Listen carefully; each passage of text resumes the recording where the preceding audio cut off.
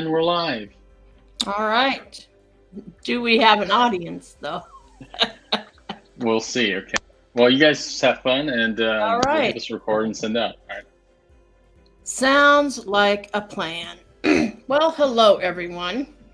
And after a bit of technical glitches, we are live. Just one reminder, if you ever have to miss a show or your friend missed a show and wants to hear it, it's loaded to my YouTube channel shortly after the show. So I will post it in LinkedIn so that everyone has it. Today, I am very excited to have my good friend Paula Bell with me. She is one of the top 10 BAs that I said you should follow on LinkedIn. And she is, if you know her, then you know all about her.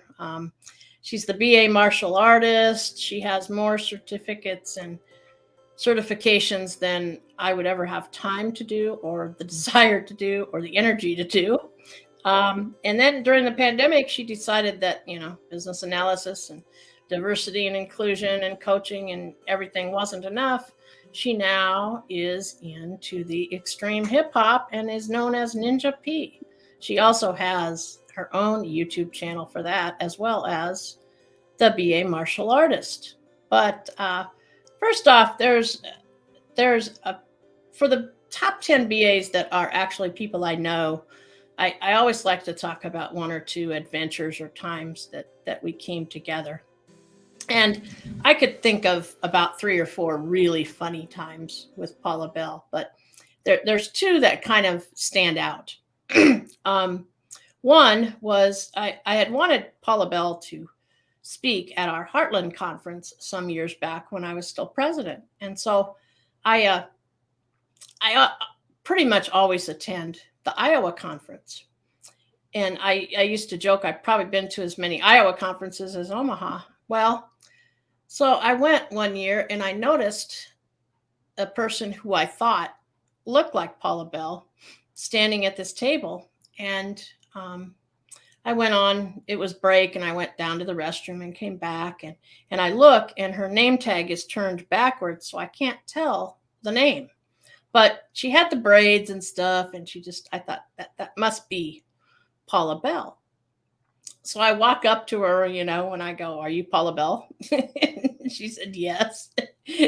And we talked for a minute, and, I said, "Well, do you want to speak at Heartland this year?" And she gets out her phone and, yeah, okay. Well, we brokered that deal in like 5 minutes. So people who say it's hard to find speakers for conferences, not so much sometimes. But a funnier occurrence happened a few years later when we were at BBC in Las Vegas. And for several years, Paula Bell was really up and coming as a speaker, but she just could never get that last break. And like a lot of us, she applied to speak at BBC and got turned down. Now, I know a lot of speakers apply and etc. But so we were at the one reception, I think it was just the BBC reception. And we were talking, and she showed up. She had hurt her leg somewhere and had the EMT come to her room.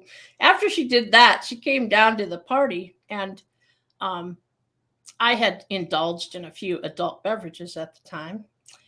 And we were talking about BBC. And so I called over somebody who worked for IIBA, and I said, Deb, Paula, she keeps getting no, and everything. And so Deb actually arranged that she could do some webinars for IIBA that year, and kind of the rest is history. So every once in a while, when we're joking around, I tell her that I am responsible for elevating her career. Now, I did pick her to speak at several Heartland conferences, but it's just kind of funny how those things evolve. So I knew her before she was the BA martial artist. So now that you've heard those stories, Paula, how do you manage to balance all of your different endeavors? Yeah, I get asked that question a lot because I do a lot of things, right? Yeah. Two things: time management and boundaries. That's the best I can tell you. My calendar, like you said, I pulled out my phone. If it's not on my calendar, it doesn't exist. So I try really hard to make sure I keep things on the calendar. And I know how much I can handle. So you have to know yourself and know what you're capable of. I've had to turn down speaking gigs, which is kind of interesting as you tell your story, Judy. You saw me and when I started my career in speaking in 2009 and how I did struggle at the very beginning to be selected as a speaker for conferences and things like that. And who would have thought that now I'd be saying I have to turn down some because I just don't have enough time in the schedule to do it. And doing speaking gigs, it takes some time, right? You have to prepare and you have to get your stuff together because you want to do the best. You want to give your best at all times. And so it's really a lot of time management, knowing yourself, knowing what you can handle, scheduling things, and then making sure that you can deliver. So I'd rather over under promise and over give, right? Over commit. So I try really hard to make sure that I got that in order. And then I have to set boundaries. And I have a self-care day. Sunday is my self-care day. You also know that I take the last 2 weeks of the year off. That's a strict boundary that I've got. And so I've got to re-energize somehow. Constantly, I'm giving a lot.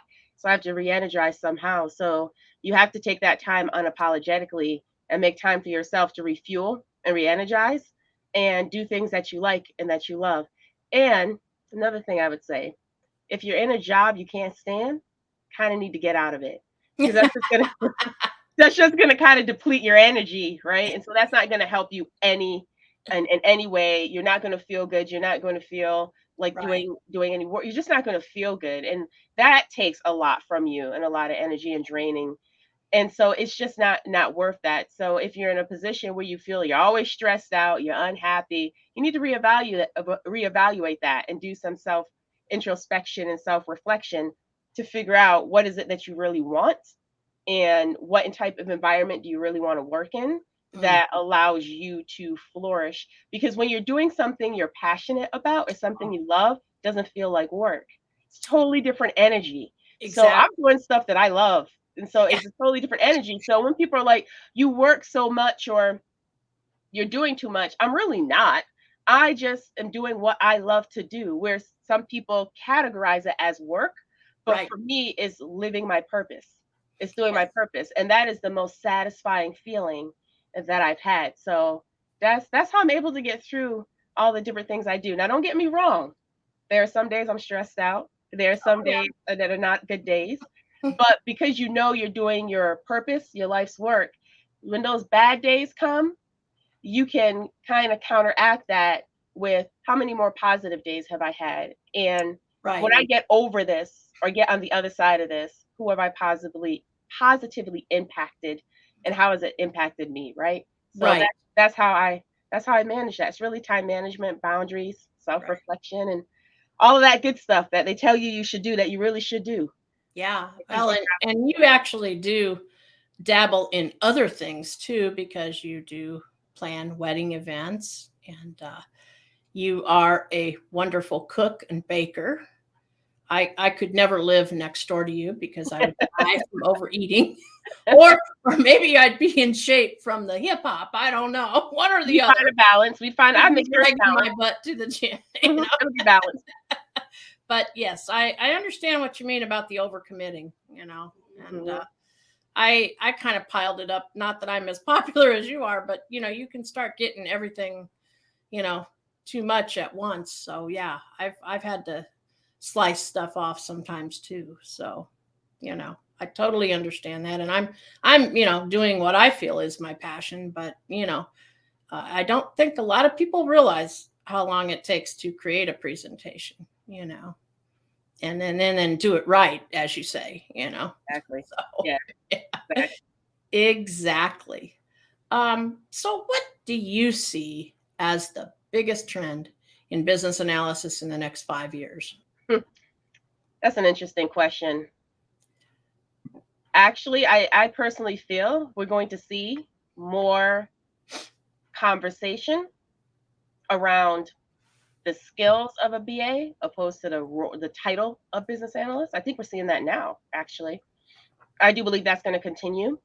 The skills that a business analyst have are phenomenal skills that are transferable, that allows you to do a lot of different things. And I know we're going to talk about that later and how I shifted in my career and pivoted as well. But it allows you to do a lot of different things. I have seen, we talked about this before, I've seen there is a huge focus on data. And we saw that coming in a couple years ago. I believe that's still going to continue. That's not going to stop. As I coach and consult with people in my business, I have found that when I'm helping them on their career path, whether doing resume reviews or prepping them for interviews, there's a lot of focus on tech. So a lot of, especially, and I work with international and domestic clients, and Sure. there's a lot of technical expertise being requested in BA roles as well that I find interesting. And so I always get that question too. So what technology should I be focused on? And my answer will always be, what industry do you want to go into, and what technologies does that industry use? And give me some job descriptions and some jobs that you're interested in. Let's find some patterns of technology and things of that nature. So I think this role is just going to continue to evolve, like it has been evolving over the years, right? It's something that just keeps morphing and evolving. At the end of the day, though, when I think about it, the fundamentals of business analysis haven't changed. It has not changed. I've been doing business analysis since about 1996, before it was even called business analysis. It hasn't changed, exactly. right? Now, methodologies, technologies, and things have been added to it, but the fundamentals of how you do it really hasn't changed, in my opinion. Anyway, I really haven't changed how I approach the work that I do, as far as like what I need to do in order to successfully get requirements. Now, how I might, the methodology I might use, the tools and the techniques I might use might change over time, right? Right. The fundamentals really haven't changed, and so I think it's just going to evolve and it's going to morph. The beauty of, again, of business analysis is there's a lot of gray, which makes it fun to me. That's why I like it. A lot of variety. Yeah. But skills that a business analyst has are so transferable into so many different things. The amount of rare pivots and things that you can do just having this skill set is amazing and phenomenal, right? So in my mind, I just think it's going to evolve. I think there's going to be a lot more focus on the skills and the value that's brought to the table as a BA versus being called a BA. And I joke all the time, I've been doing project management and business analysis work for over 2 decades. I have yet to ever have a formal title of business analyst. I've never been called a business analyst. Ever. No, in my right, ever. I know, I had this thought yesterday. Made me feel old when I thought, but it's like, okay, I started out my career in the 80s. So that meant that I was in corporate America part of 5 decades, not 50 years, but 5 decades. And, when I was doing large dollar claims for individual health, I was bargaining with hospitals, could I have a discount? And then we won't audit your bill, which it probably has charges there that don't belong. I mean, you got to be pretty slick with that. And, it was catastrophic claims where we knew people were going to reach their million. How fast were they going to do it? Well, we had the power to go outside their contract to preserve benefits. And so when I think back to that was project management and business analysis, but it didn't occur to me for a while that that's what I was doing, because that certainly wasn't my title. Exactly. And that really, a lot of people, if they just go to the grocery store, they've written down their list, which is their requirements, and they attack the grocery store a certain way, which aisles they go down or whatever, or they write the list, where the stuff is located. So they're a BA. They just don't know it. I think everybody is to some degree. But I totally agree with you about the title. It will change.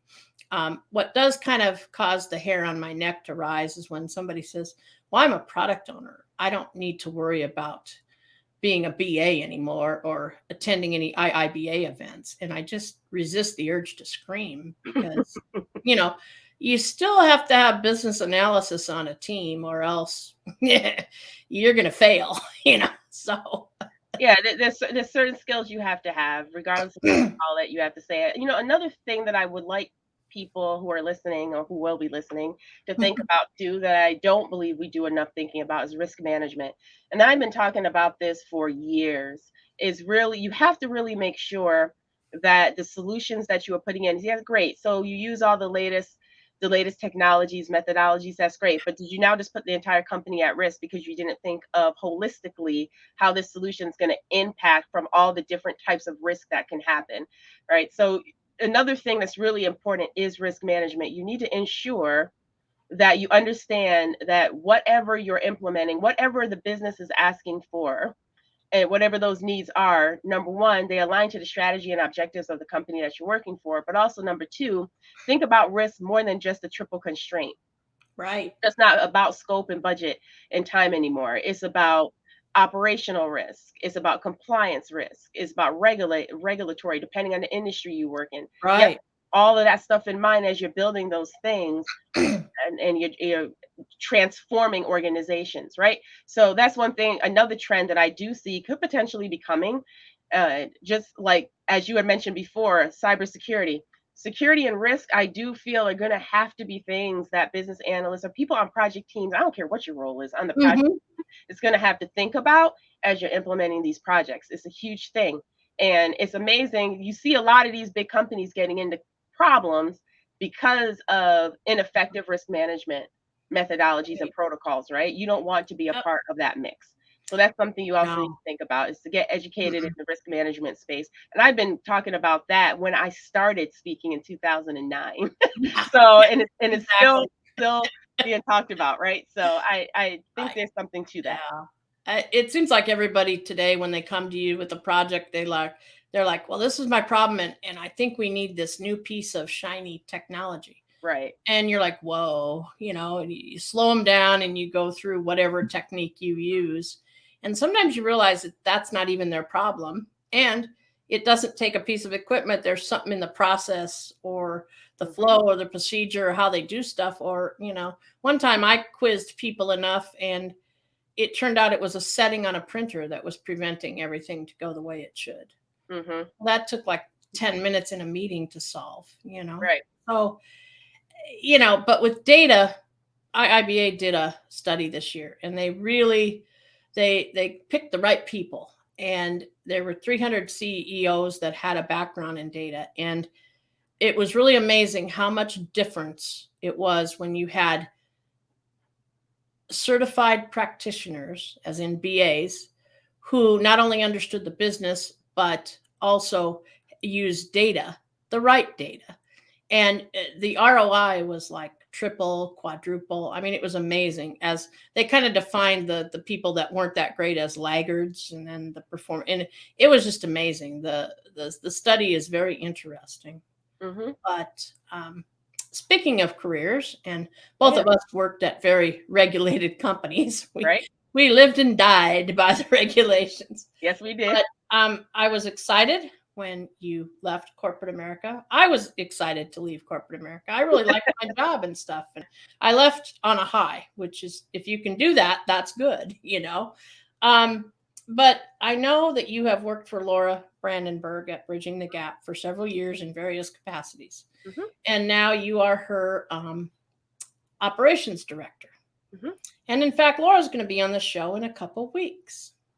Now, I'm going to ask you a question, but I'm going to exclude one thing. I know. And then you have to then share other things. Okay. You cannot answer this question with the details of the blueprint program from Bridging the Gap, which I'm quite certain you had your hands in crafting. What do you feel are the most important skills for a new BA to learn? I'm going to go. So for me, what I found, and I know you've heard me say this before, and I'm going to say it again. My percentage still hasn't really changed. I personally feel the most effective BAs, 80% of it is more your soft skills and 20% is the technical. And I'm going to tell you why I still feel that to this day.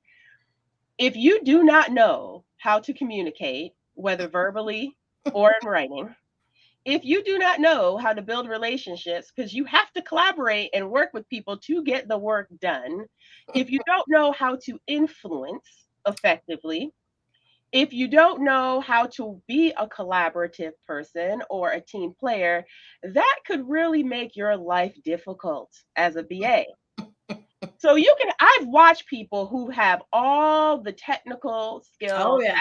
aspects, know every technique, every methodology to use, and they get on a project and they struggle.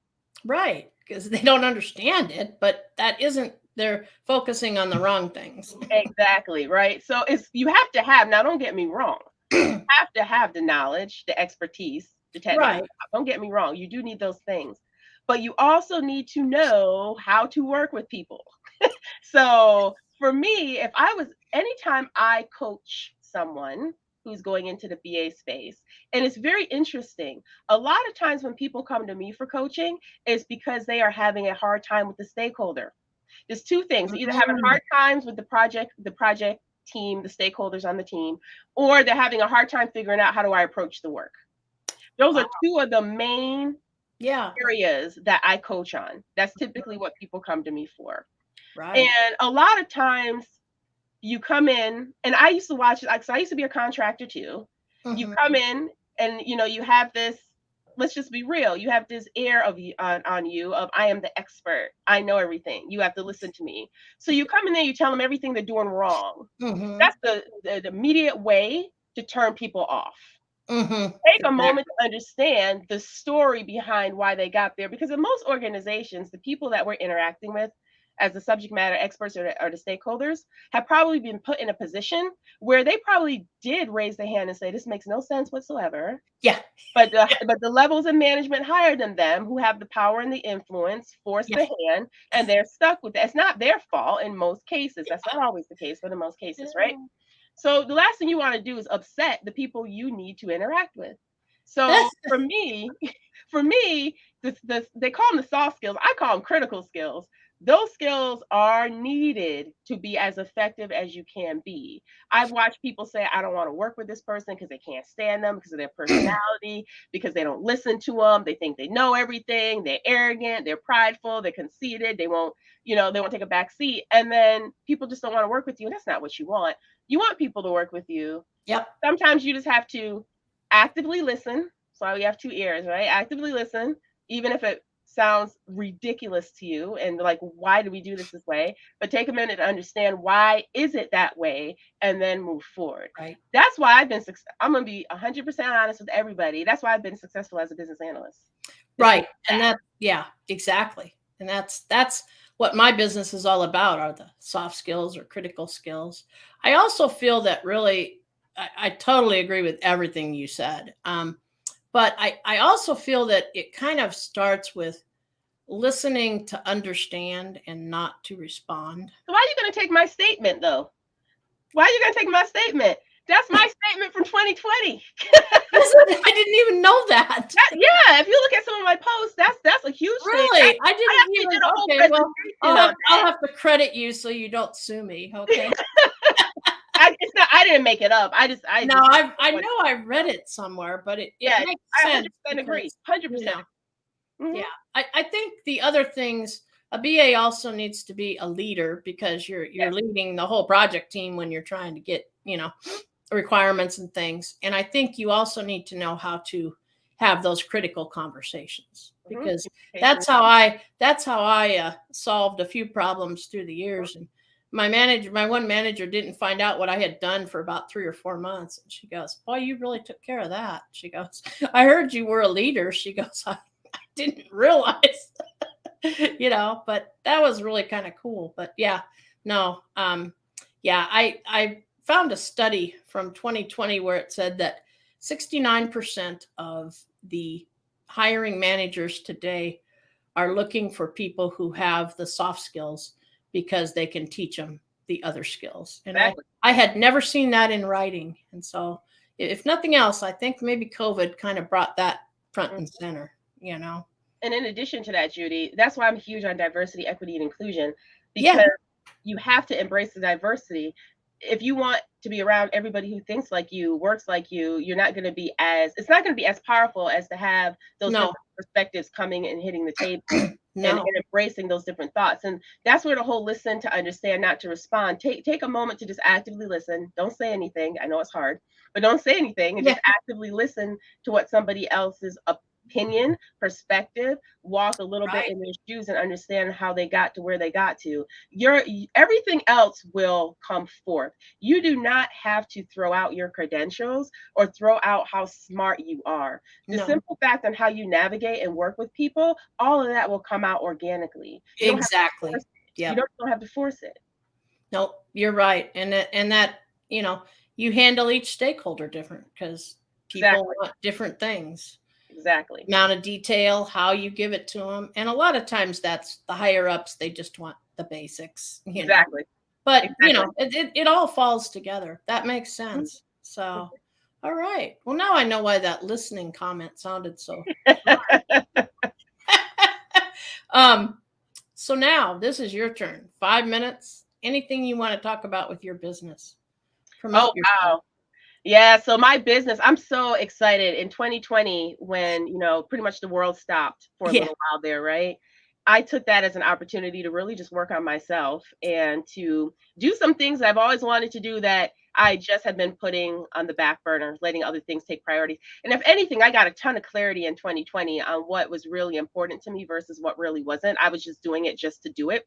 So some of Mhm. those things I don't even do anymore. But my business has expanded to mind, body, and soul. And I'm going to tell you why I expanded it. So my business first began with just the BA martial artist, where I do coaching and consulting and speaking in the areas of business analysis, project management, leadership, self-development, career development, and diversity, equity, and inclusion. And what I began to realize as I was coaching people, people are broken. So what was happening is the reason why they were not performing at their optimal self or being the best version of them is because there was other things, limiting beliefs or other things that were holding them back. And so I ended up having conversations where we moved from just talking work to talking really self-improvement, Mhm. self-development. And as I was in 2020 again, I started working out at home, and because you really couldn't go to the gyms and all that. And that's when I did the extreme thing and I got into fitness. Never thought I'd be a group fitness instructor ever. That was never on my list. Okay. It happened though. I became one. It holds me accountable to keep my health together because other people Mhm. are looking to me to help with their fitness goals, right? So it makes me hold myself accountable. So that was one thing. And then I was like, you know what? With martial arts and just being grounded and all of that, mind, body, and soul got to be balanced. It's got to be balanced. So I wanted to bring something different, a one stop shop where it's mind, body, and soul. And I've always wanted to do life coaching. And to me, that's the mind thing because I got to get people out of their mind, get those Right. limiting beliefs gone and all of that stuff. And, some people have had stuff that they haven't dealt with and they probably need Mhm. some therapy and that's a whole nother conversation, right? But as a life coach, I can at least help get people to feel that they're living a fulfilling life, they're living a life of purpose. So I expanded my company to mind, body, and soul. So if you check out my website, it's the one-stop shop, mind, body, and soul. And Mhm. I just published my first ebook and I'm still scared that thing's out there. Talk about limiting beliefs, right? I published a book that I've been talking about forever, and it's going to be a second version of it now that I feel that I can do it, right? Because I did it. There's going Yeah. to be a second version of it, but I love what I do because I get to hit all aspects. So I get to get your mind right, and even if I'm not helping you with the physical part, I at least can get your mind right to where you can be even performing more optimally in your job. So I can coach on both sides. I can coach on the professional side and on the mind side and really let you do your best work, bring the best version of you to work.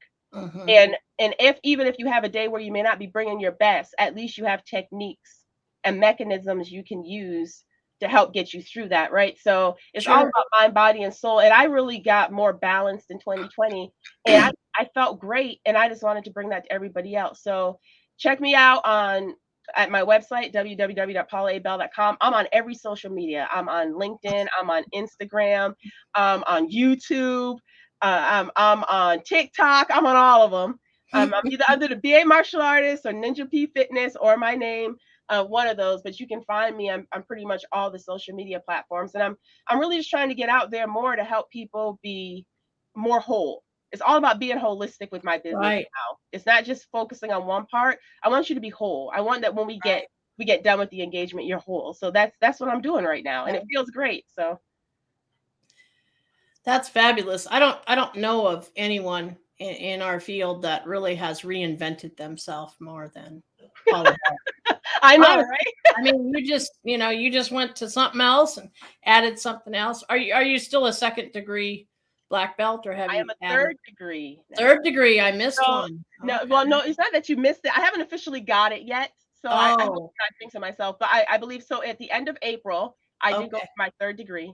It was about a 2-hour test. I did go for my third degree. I'm Wow. assuming that we passed because we got nice comments and stuff afterwards. Ah, okay. Unfortunately, I missed the first class of this session yesterday because I was working at the polls for the primary voting. So that's what I was doing all day yesterday. But yes, hopefully by this month, I am a third degree black belt now. So yeah. Wow. So yes, I'm still doing Congratulations. martial arts. Yeah, and I'm good with third degree. I'm, I'm good here for a while. I'm good here. How many degrees are there? I don't even 10, know. 10. 10. Oh, Yeah, there's 10. And yeah. as That. you keep going up, it takes longer to get to Oh, the I'm next sure level. it does. Yeah, Yeah, so sure. I'm happy with where I'm at. I didn't even think I was gonna be a black belt period in my life. So to be a third degree is kind of Okay. Well, let's see. Despite the technical glitch, which was caused by yours truly, is anybody out there? Do we have an audience? We might not have an audience. I really apologize for that, and now I know what I did wrong. it's all good. It's going But to YouTube anyway, so yeah, it's going to YouTube anyway, so mhm. I can do a post to advertise that. Yeah, that's yep, what you say really, the whole person, that makes sense, makes a lot of sense. It's amazing. I've learned a lot about diversity and inclusion, mainly from being involved in IIBA, and Mhm. especially the last couple of years dealing with people around the world. Mhm. Even though I worked for a large company, sometimes there was not a lot of diversity on my teams, not because anybody had any prejudices or anything. Sometimes people don't always apply for the job, you know. And so it seemed like the talent pool wasn't, everybody looked like me, so to speak, which, Mhm. obviously I worked with, many different people through the years, but it seemed like in the later years, I really didn't. So, but yeah, it's been interesting to learn about all the different cultures from, and just the differences in business analysis, Mhm. that's for sure, And how you interact with them, right? So just yeah, how you exactly. interact with the different there's instead of being judgmental, there's probably reasons why individuals behave the way they behave. And Hmm. so instead of just forming that bias and being Yeah. judgmental at the very Yeah. beginning, take some time to understand where they're coming from Hmm. before you make those Yeah. Yeah. judgments or assessments because it could be a cultural thing. Right. This is Right. why they interact the way that they do. So you have Exactly. to take that into consideration Yeah. and Yeah. definitely check your biases because we all have them. Oh yeah. I have no doubt, I have no doubt. Yeah. Even if it's unintentional, Exactly. Most of them are unconscious, but you do have Yeah. some that are very, very conscious Oh yeah. of Yes.